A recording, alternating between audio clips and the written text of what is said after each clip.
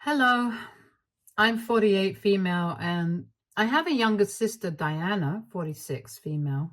Diana and I never really got along well when we were kids. She was always too pretentious and kind of mean to me. And so we parted ways as soon as we went to high school. I chose to go to that. She decided to move in with her boyfriend at the time. It's a good thing that her boyfriend was rich, since our parents would never have been able to afford the rent to let her live on her own. But she had made it very clear to our parents that she had no interest in knowing their opinions on her life and was going to do whatever she wanted. So my parents never tried to stop her either and just let her run free. She had twin girls at 20 and then a boy at 21 while she was living with her boyfriend. And my parents were happy for her. But at the same time, it was kind of concerning because now she had a lot of responsibilities and no job. She was completely and fully reliant on her boyfriend, money, and maintaining her lifestyle. Diana never got married to her boyfriend, and I think it was a bad move because at least then she would have been entitled to alimony after they broke up. They had to go separate ways after Diana found out that he had been cheating on her. Thankfully, he did give her child support that she was entitled to. However, he chose to opt out of being a father and signed away his parental rights. The girls were both 3 years old at the time, so they were really young, and my nephew was just 2 years old. After that, my sister was completely on her own, and she needed to get all the help that she could to be able to support herself. Now, I did not have a good relationship with her, but because of my parents, I decided to help her out. At the time, I earned a decent amount of money. It was not enough to support all four of us, but I could at least contribute a small amount of money every month along with my parents, and they got by the first few months. It was really difficult to find her since she did not have a degree and had no experience either. She had to start at the bottom and work her way up, which would require her to devote quite a lot of time to her jobs if she wanted to make progress quickly. But that would be difficult because she had to think about her children as well. And she couldn't just leave them at home. She could hire a babysitter, but that was pretty expensive, so she had to rely on me or on her friends. Our parents were also working and they were contributing to her as well, so they couldn't stay home, and it was the same for me. She didn't have any friends either who would be okay with watching her kids while she was away at work. Since all of them had their own lives and jobs, none of them took such a responsibility. So she was kind of stuck in minimum wage jobs so she could adjust her hours and accordingly and come back home quickly so she wouldn't have to pay the babysitter to stay with her kids for too long. Because then the cost of that would be exorbitant and she would not be able to afford it. This went on for a couple of years, and I guess Diana started resenting her own children because they were standing in the way of her success. And according to her, they were the only factors holding her back. I would visit her occasionally, not for her sake, but for the children's sakes, because I wanted to make sure that they were doing all right. I did not have a good relationship with her, but I was not heartless enough to let a bunch of innocent kids suffer the consequences of their mother's terrible decisions. So my parents and I would regularly check up on the children, and they would always be complaining about how badly Diana was treating them. She would scold them for little things and lash out at them, just being kids and trying to have fun. It was just a miserable existence for all of them, and I wished that I could help them and pull them out of that house and keep them with me, but I couldn't do that, since she was the rightful parent and I had rights over them. But besides, she was getting child support from her ex and was doing her best to make ends meet. I kind of felt bad for her as well, but I felt worse for the children. However, things were pretty bad because after that, she started seeing other men as well. And every time a relationship would not work out, she would start blaming her kids for it. Apparently, in her head, she believed that her boyfriend would always break up with her once they found out that she was the mother to 3 kids. I personally think it was because she would never say anything about it on the first couple of dates, and she would just bring it down with them after they had been together for a month or two. And I think that's a really long time to keep a secret like that. When you are a single mother, I think you need to be upfront about it. Otherwise, it just seems dishonest and kind of weird. And I tried to explain that to her many times, but she was really convinced that she was getting broken up with only because of the fact that she had children. And she would keep tormenting them about it, reminding them again and again how their father had abandoned her.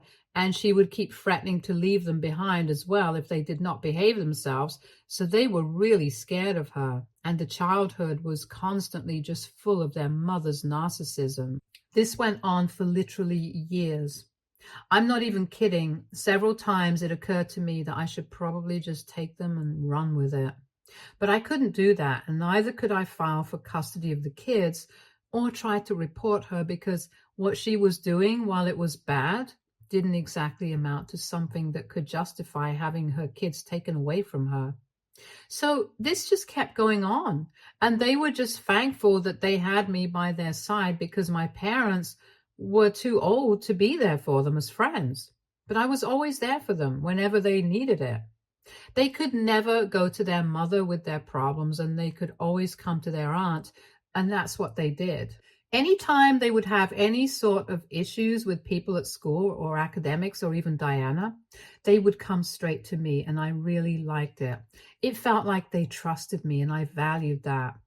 So it was no big surprise that when they turned 18, they decided to leave their mother's house and come and live with me instead. Now that they were not legally minors anymore, they could choose to live wherever and with whomever they pleased. So it was me that they chose to live with. Diana was obviously very disappointed about it and had a lot to say. Like, she said that she had wasted 18 years of her life trying to raise these kids, and in the end, they did not even choose her. She was very nasty about it and told me that if I wanted to raise her kids so badly, I should have stepped in earlier instead of taking over when they were 18 and the job was mostly done anyway. I so badly wanted to tell her that she hadn't rested. They had pretty much raised themselves, because she was always out. Either at work or after that, she would be out on dates with other men who would eventually break up with them when they found out that she was a mother to 3 kids. And she did not have any sense of what she should prioritize. So obviously it turned out to be this way. The kids chose the person who had actually been there for them over the person who had always tormented them and rebuked them just because she could not find somebody and she was not happy in her life. It was just that she had never realized that she was hurting them, just because she was hurting herself. But I did not want to rub it in her face, because I knew that it must have been hurtful for her as well, which is why she was lashing out at me. So I just kept my mouth shut, and that was it. After that, we didn't really have any contact. Her kids decided to cut ties with her and live with me instead. She also decided to part with all of us and stop speaking to everybody. Even our parents did not have any contact with them, which was strange because they hadn't done anything. I guess the fact that they had not tried to take her side against me when my nieces and nephew chose to move in with me pissed her off, and she cut them off as well. It has been 7 years since then, and all of them are doing pretty well in life now. I honestly don't know what Diana has been up to, but I know that her kids are doing great. My nephew went to medical school and is now a pediatrician. One of my nieces has a degree in literature and is now a teacher, while her twin sister runs her own hair salon. I helped all of them take out loans for the business, and I even financed them to the best of my abilities, and I am really proud of them now because they are doing so well in life and have come so far from the kind of home that they used to live in. All of them are living separately now. They only lived with me for 4 years, and even then it was not exactly them living with me, since they would usually be in college and would only come back occasionally. I guess I just didn't want to come back to a home where they did not feel wanted. I'm talking about Diana's home. Anyway, it has been 2 years since all of them moved out, and I'm so happy for all of them. I never expected anything in return for any of this because, in all honesty, I was only doing this because I thought it was the right thing to do. They were just kids, and no matter the kind of bad blood that I had with my sister, I could never be heartless with them. I had always had a soft corner for all of them since I never had any kids of my own, and I never even got married. It was just not my cup of tea personally, but for them, I think I wanted to be there as a parental figure because their father was not in the picture. And well, we all know what kind of a person Diana was. So they needed somebody, and my parents were too old for that job, so I stepped up. That was all that I had done. I never expected anything in return, but I am so glad that they are the kind of kids who think that I deserve a token of appreciation for what I did, even though I don't think that it was something that I need to be compensated for or whatever. However, about a week ago, I celebrated my 48th birthday, and on my birthday, I obviously invited my friends and my family, including my nieces and nephew. I had a blast, and my nephew was kind enough to organize everything for me, even though I wanted to pay for everything. And he told me that he was going to cover the expenses because now he was making enough money to do things for me and to express his gratitude. After the party was over, the three of them sat me down for a conversation and told me that the three of them had talked it out. And now that all of them were financially stable, they wanted to show me how grateful they were and were going to collectively write me a check and show me how grateful they were for everything that I had done for them. I tried to tell them that it was not required because I'm still working and I can totally financially support myself right now, so I don't need this. But they told me that it was not because they wanted to pay off the debt. They were sweet enough to tell me that they would never be able to pay off whatever I had done for them because it was a tangible amount. But the kind of support that I had shown them and the faith that I had always had in them, that was not something that they could compensate me for. And so this was a little attempt at trying to express their gratitude. I was really touched by the heartfelt gesture, and I decided to post about it on social media. I just wanted to appreciate them for whatever they were doing for me. My sister and I have not been in touch for the past few years, so I do not think that she would care. Anyway, I was blocked from every platform, and I thought that she wouldn't even be able to find that, so I thought it was okay. And honestly, Diana had never bothered to get back in touch with us and try to find out how her children were doing after they had left home. Agreed, it was they who had cut ties with her first and moved in with me so they would be away from her. But that was kind of her own fault. The least that she could have done was express an interest in their life and try to be a mother to them so she would be able to rectify the mistakes she had made. But if I'm being honest, she did not seem to care much about the loss of contact, and I assumed that she was doing just fine.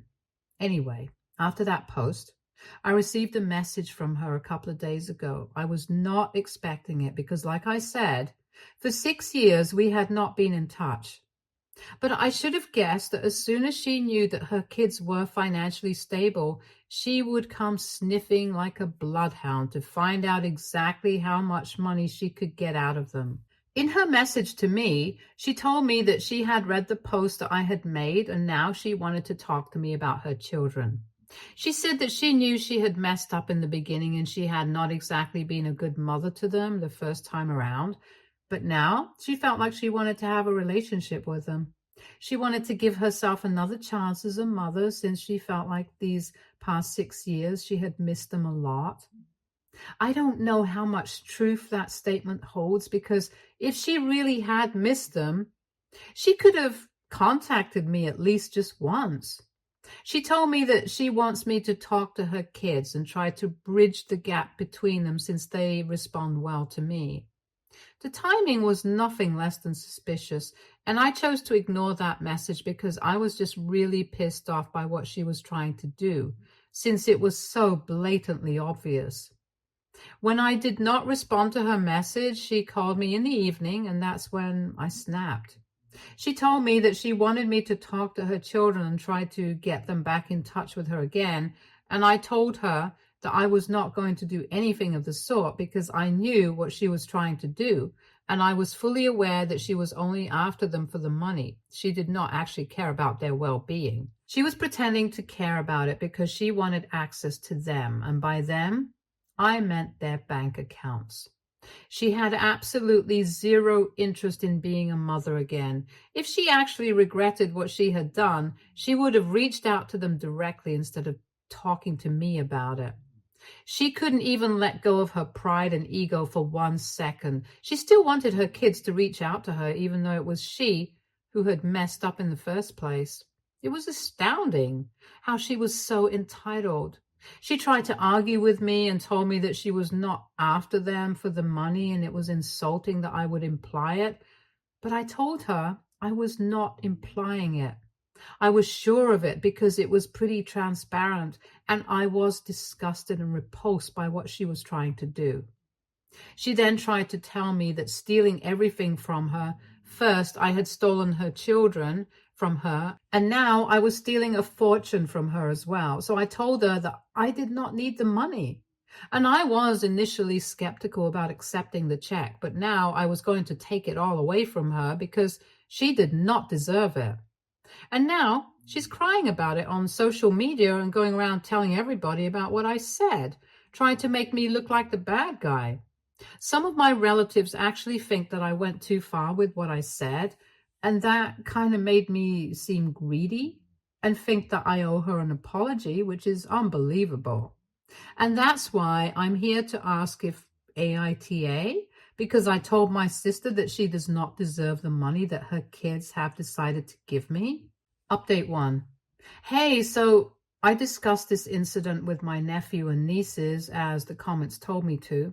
They told me that they already had heard about this from a couple of relatives and they had been thinking about talking to me about it, but didn't exactly have the time to. However, now that I had called them over and discussed it with them, they told me that they thought I did the right thing. My nephew was very upfront about his feelings and said that he had never thought of his mother as a maternal figure in his life, and it had always been me because she had never even been there for him, and my niece had agreed with him. He had always been the most outspoken of the lot. It was unsurprising that it was all coming from him, and my nieces were too emotional to talk. But he was really, really angry and upset and told me that Diana had to speak to me because she had never done the bare minimum, and that was because of the fact that she was getting child support money from their father, and even then she would constantly taunt them and make them feel bad about simply existing. It was not even their fault, which is true. So they think that I did the right thing and have told me that they are not going to get in touch with their mother, no matter what happens. And they also feel that I should stand up for myself and tell my side of the story online, since Diana has decided to talk crap about me on social media and has the best way to get the message across. So I guess that's what I'm going to do. I'm really glad that they decided to take my side on this because my parents are staying out of it altogether and have told me that they don't want to be involved. I find it really weird because Diana never spoke to them either after she was cut off by her children, and I find my parents' diplomatic approach to this situation really strange because they have never been in touch with Diana in the past 6 years either.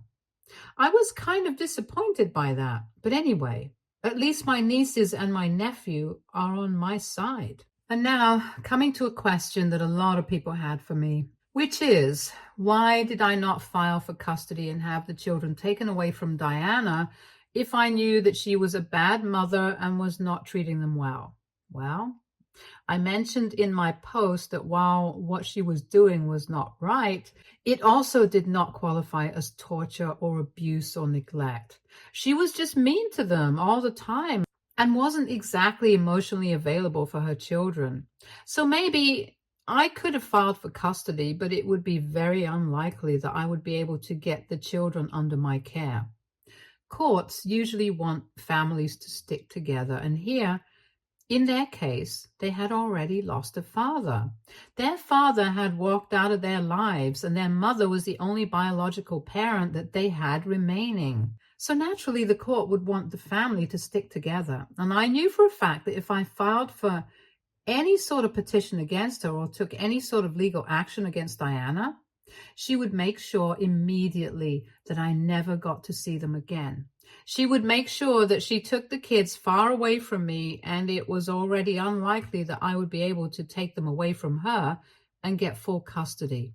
So it would just be putting them in a very risky situation, which is why I decided to play it safe and just keep in touch with them and be there for them all the time. I don't know if it was the right thing to do in the long run, but at the time it seemed like the only solution. Maybe there could have been better ways to deal with it, but it was the only one that I could think of, and that's why I did what I thought was the right thing to do. It was not easy for me, and for years I kept contemplating whether I should file for custody or not, or have them taken away from her somehow and have them rehomed. But there is just no telling what might have happened, and I thought that it was better for them to stay with their mother and have contact with me and my parents rather than any sort of risk in this kind of a situation. I hope that on the questions that most people had for me, and maybe I might come off as a bad guy for what I did, but I don't really care. I know that the kids are doing well in their lives now, and I did whatever I could to keep them happy and safe. And I was always there for them, so I have no reason to feel guilty about anything. Update 2. Hey, so it has been 1 week since that message from Diana, and today I have been receiving a lot of phone calls from relatives and people who have been speaking to her, and they were telling me how wrong I was and stuff like that. It was getting really tiring, and I was busy with work, which is why I had not been able to make a post earlier, but today I decided that I had had enough. After a short discussion with my nephew and my nieces, I decided to finally put up a post sharing my side of the story and also, in a way, sharing their side of the story. Since I don't think anybody in the family knew exactly how much those kids had been through in their childhood. How many taunts they had to face every single day just because Diana had decided to get pregnant earlier and had dropped everything for her boyfriend at the time. Even after that, she kept blaming other people for her own decisions and tried to make it seem like she was doing everything in her power to do right by her children. But in reality, she was never there for them. And I think, since she was telling everybody about how I had stolen her kids from her, and I was now stealing a fortune from her as well, now that her children were doing well financially, people deserve to know the reality of the situation, not just her warped version of things, where she was somehow the victim instead of being the person who tormented everybody. They were already judging me for a lot of things because they only knew her side of the story and sympathized with her. But in reality, it was me who deserved to tell my side of the story along with her kids. So I typed everything out a couple of hours ago and I made the post.